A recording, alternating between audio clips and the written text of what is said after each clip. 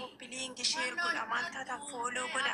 Jarri kanaafi hidda jaraa qottee lafaa balleessu balkanii guyyaa mataa jaraa keessa kushte matummaa jaraatiif bikkaa tare dhugaa rabbi. Wallahi dhuga. Ani nyumbati inuma jettan malee warrummaan duraaniin harkaa farmaa numure sunuyyuu miidhagina jedhan yookaan ammoo warra kaan jedhan malee Oromoo akka kennaa afaan kenna dubbatu. Injir diinni waan goota takka hin qabdu. Diinni Oromoo makee. Kana si godhaa akkami kaanamaa xooxeffatu. Wallahi Maal ishee uummata Oromoo? Si geggeessite bar mana arabaa keessa gaaf si geggeessite bar akkamiin araba himatta ofii yoo kana ol godhaarra. Ada sabbinna yaramni garri amma kaaraba odo waan feete duran xooxeffannami wallahi nama arabni su waan feete na goote hin dubbatu kan taabtaan godha warri alaa taabtaan godhan jiru warri kana kaasaa jiran yoo arraba Ishee hambana yennaa biti koppiliingi godha. Koppiliingi godha fooloo godha maal taatan siisin. jabaadha rabbi sinaa gargaaru wallahi xiqqoo mana kana sosirreessite akka koppiliingiif namaa ta'utti. Koppiliingi dhahamee si mara kun fooloo koppiliingi godhaarra. Godhaa sanillee warras keessa jirtan. Uffatu kaasa adiyyee wallahi iyyannoon garagee dhufe an takka baanii abbaa murtii rabbiin galanna aga maraa rabbi murtee nu haa kennu inshaallah. Tahaafte illee rabbi si haa taragu. Wallahi. Hattuu rabbi siin kaayii. Wandoo keessallee tokkocha ka faayidaa isaa nuu qabani. Muluma walaa badee godhaa wallahi ganduma hunde keessa haga hattuu fi ummata zaalima kana balleessanitti biyyi teenna nagayan godhattu. Naashi qaba malee wallahi ijoolleen sun nama ajjeesti. Foolloon nama ajjeesa. Wallahi seennallee falfaltuudha maa haqa dubbatu wayyaa mi'a nama hunduu takka maami garuu takkitti ma isii nama jedhee hin jejuani wallahi ummata biyya keenyaa kana qajeelan amaara san oduu filattanaan jedhanii jara wayyi dura jara filatan amma ganaa walitti gadi yaate akkatti akka sareeti wa nyaatti biyyeen isii haa nyaatti homaa faayidaan qabdu gandi hundu. Darjabummaa akkanaan qabdu bee jarri lubbu. Itti nama najjeesu akka kabajjattu waan inni jedhu nageenya kaleef deengadda waan jiraatu na gurbaan waan gurbaan kun jiraatu nageenya kaleef deengadda. Hadhumaan argine Saddeettanii taa'ee akkanatti jawaariin itti arrabsaa ture. akka inni tarrabsa Wallahi kita kana. Awani bisa. Halo. maali tabiba. Waalaikumsalam. Ini ajenne sena kibar jonne harar ke faatu. Nama najis.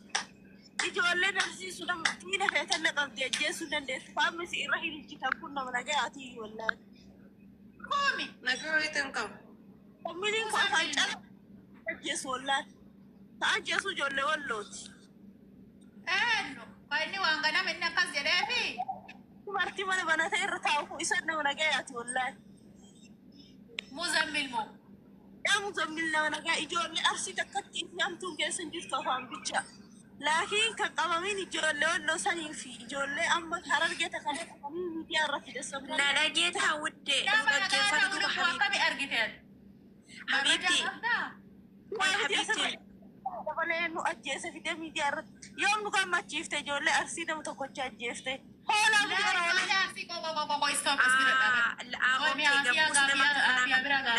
kana asumattuu ibidda qabsiisaa arti ammaa dhuguu asumattuu ibidda qabsiisaa Habiibti nuti haaloo baafannaa miti. Nuti haaloo baafannaa miti. Umunaal kalas asmara dhaabi kalas haasawan hubate. Na dhaggeeffatu wuddee koo nuti haaloo baafannaa miti. Dhugaa ijoollee walloo ajjeefte ijoollee arsii ajjeefte ijoollee arsiilee ajjeefte ka walloo tokkoyyuu maan taane. Ka walloolleen du'uun qabu ka walloolleen Oromoodha ka arsiileen Oromoodha. Agartee kulleen na dhaggeeffata bitti. irra dhaawwate si ajjeesti yoo si argite sillee. Mina ana jestuuti Oromoo ta'ee Oromoo miire Oromoo miti yoon du'e maal rakkoo qaba. Gindammoo miila kana viidiyoo kana waraabanii wanni ittiin Oromoon amma eessaa ganaa gaafa fila rabbiin bakka nuti yaanu salleen nu galee. Mee qaba mee waan mijatti sana waa gaafadha. Ati ni koo ikaaniin jedhuun. Nama nagaa ati jetti dhiisaanii. Ajjeesaa kuma nu baasaa jechuutti.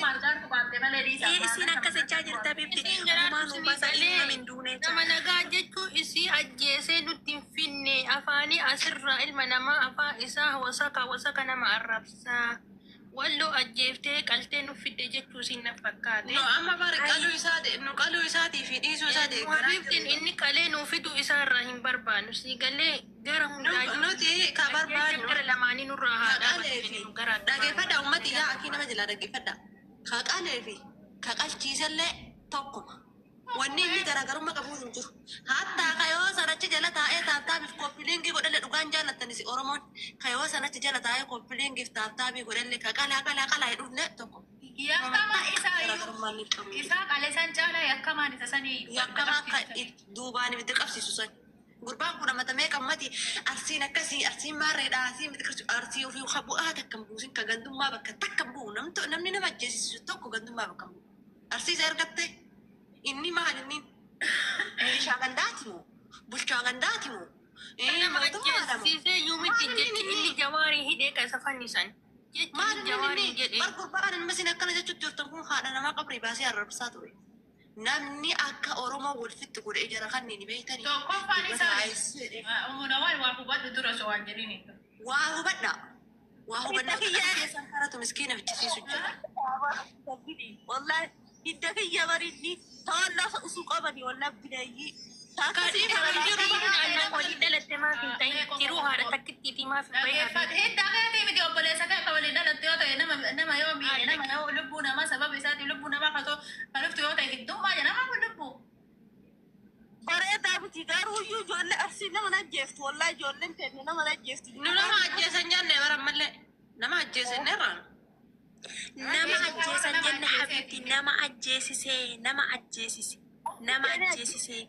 arsiin san erganne arsiin seenaa kallee seenaa baay'ee Walloon keessaa nama ajjeesise eenyuun tuni siyaasa arsii keessaa nama ajjeesise nama naqiniin siyaasa ajjeesise duraan dursitee osoo haasa'iin dura namaa waliin buufatta waa hubadhu nama waliin nama yakkiirra ka'e balaan irra qatamma waan ammaa dhageette malee waan dura baggiraawwanti dura jiru hin beeknu nu hubanne waan ta'eef dhiisaa bakka. Jammar kiyyaan ajjeesan jenne nu nama ajjeesisiise malee afaan isaatu nama ajjeesisiise.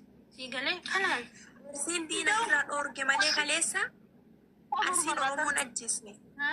Habibti ijoolleen arsii nama ajjeesan jette qoymee Habibti ibsitu.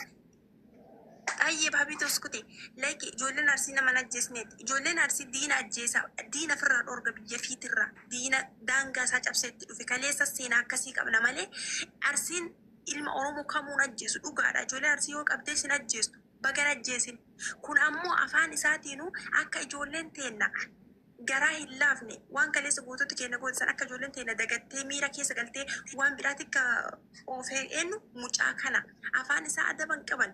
Hayyuu kennayyuu kaleessa gabbee wanni inni Joohar hin jedhe bichaan irra isa fannisiisaa jechuudha.